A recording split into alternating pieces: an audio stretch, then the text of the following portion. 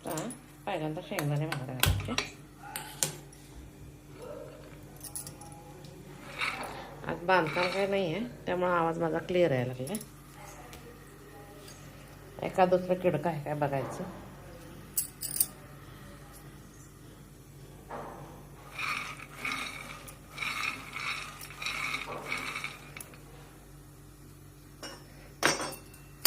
तिकडे शेंगा भाजायला तोपर्यंत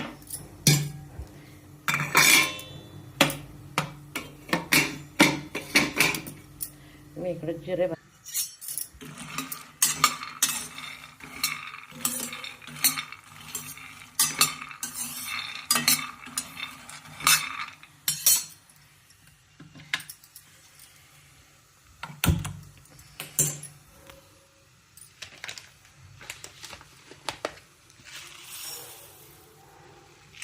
जिरे भाजून घेणार आहे. तसंच जिऱ्याबरोबर ओवा पण एक वाटी जिरा आणि एक वाटी ओवा भाजून घेणार. सकाळी उठल्यावर गरम पाण्यात हे पूड घ्यायची. आरोग्यासाठी अतिशय चांगलं. समजा शेंगा भाजून म्हणजे एकाच वेळी दोन्ही भाजणं होतं म्हणून भाजायला लागतं. आता हे जिरं अर्धी वाटी भाजून घ्यायचं. आता ह्याच्यातच ओवा एक अर्धी वाटी घ्यायची भाजून. छोट आला की असं बंद करायचं. ते कसं आहे मी शेंगदाणे पण आता मिक्सरला घालणार होते ना. शेंगदाण्याबरोबर ते पण घालतो. आता गॅस एकदम बारीक करायचं. कढई चांगली तापलेली असते. लो फ्लेमवर सुरुवातीला एक 2-3 मिनटं गॅस चांगला मोठा ठेवायचा कारण चांगले भाजले गेले पाहिजे.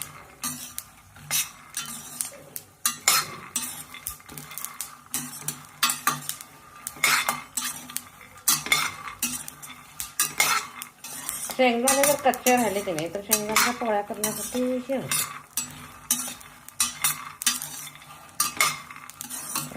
कच्चा वास जाणवतो. शेंगा चांगल्या भाजल्या गेल्या पाहिजे. 1 वाटी शेंगदाणे असेल तर 1 वाटी गूळ घालायचं. तरी पण आपल्या घरी गुळाचं प्रमाण कमी जास्त कसं आहे करून. आमच्या घरी थोडं कमी असतं. नाहीतर कोणाला आवडत तर 1 वाटीला 1.25 वाटी घातलं तरी चालतं.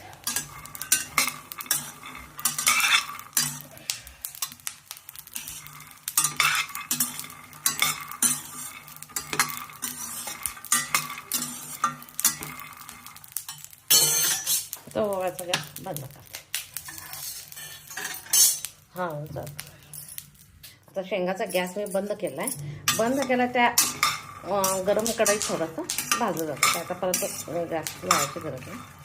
तर आताच कोमट शिजायचं. त्याच्या मिक्सरला लावता येते. ही मी गव्हाची कणिक बनवली आहे. ह्याच्यात थोडंसं डाळीचं पीठ घालायचं. म्हणजे डाळीचं पीठ घातलं की पोळी फुटत नाही, व्यवस्थित राहते.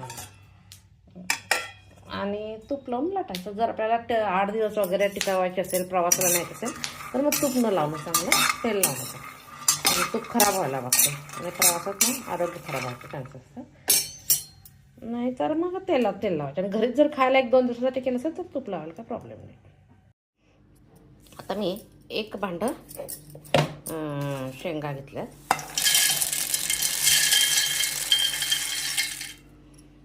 आता हे थोडं अगदी लो फ्लेम ह्याच्यावर सारखं चालू बंद करायचं. जर त्याचं तेल सुटतं नाहीतर खलबत्त्यात करायला पाहिजे. मी काय खलबत्त्यात करणार नाही. आणि हे 1 भांडं घेतलं म्हटल्यावर तेवढंच 1 भांडं गूळ नंतर ह्याच्यात मिक्स करायचं. आता जेवढे शेंगा होते तेवढाच मी गूळ घेतला. आता गूळ घालून एकदा मिक्स करून घ्यायचं.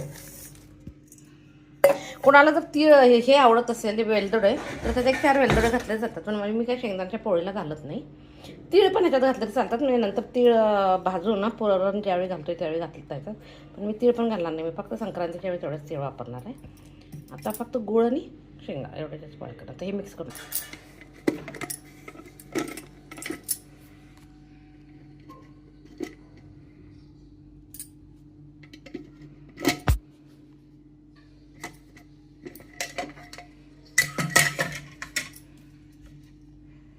आता हे सगळं काढून घ्यायचं. आता काय करायचं, हे सगळं असं मिक्स झालेलं आहे, तरी पण आपण एकदा हातानं करून घ्यायचं.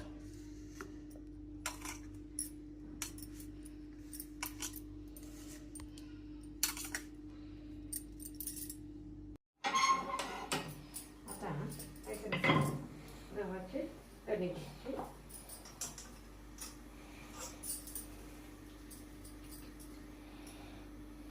कांदा मी इकडे ठेवते.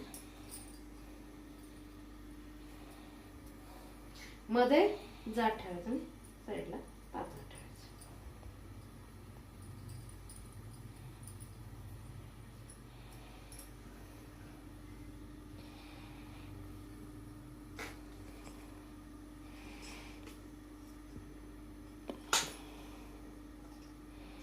थोडं असं प्रेस करायचं, त्यानंतर असं गोळा करायचा.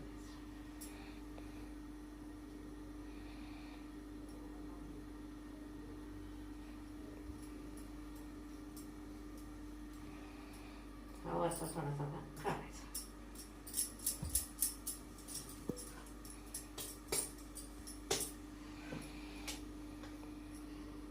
फक्त पीठ मळताना थोडंसं डाळीचं पीठ एक चमचा घातलेलं असतं. आता काय करायचं, असं हातानं दाबून घ्यायचं. हातानं दाबलं काय होतंय, ते शेंगदाण्याचं पुरण काय की नाही ते व्यवस्थित सगळं पसरलं.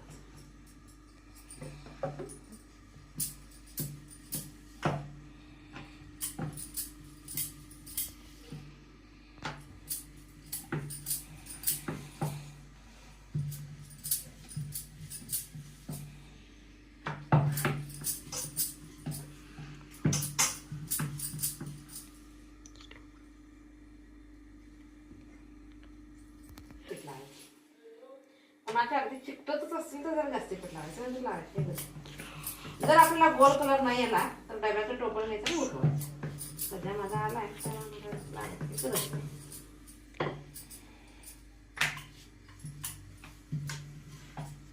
मी तेल लावणार आहे. तूप लावलं तर लवकर संपवावं लागतं. तेलाचे असले तरी 8 दिवस असतात, काय प्रॉब्लेम आहे. करून दाखवते.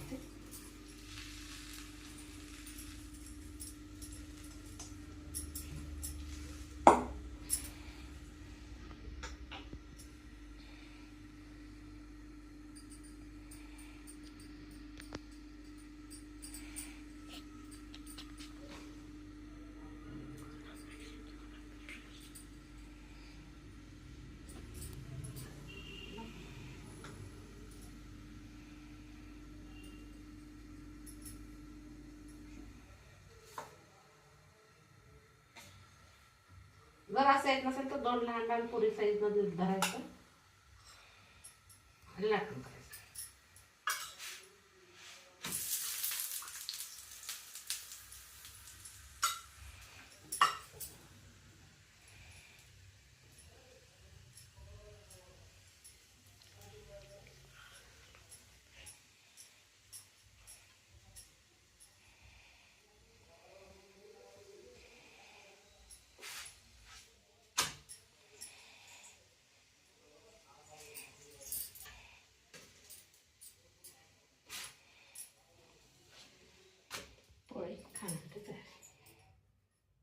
काय करायचं, वरचा थोडंसं जे येतं ते काढायचं, म्हणजे पुरण सगळीकडे बसायचं. पुरण खाली पडलं मैद्याची काही गरज नाही. हे आता याकडंच हातानं करून घ्यायचं. म्हणजे काय तर पुरण सगळीकडं असं ठेवायचं.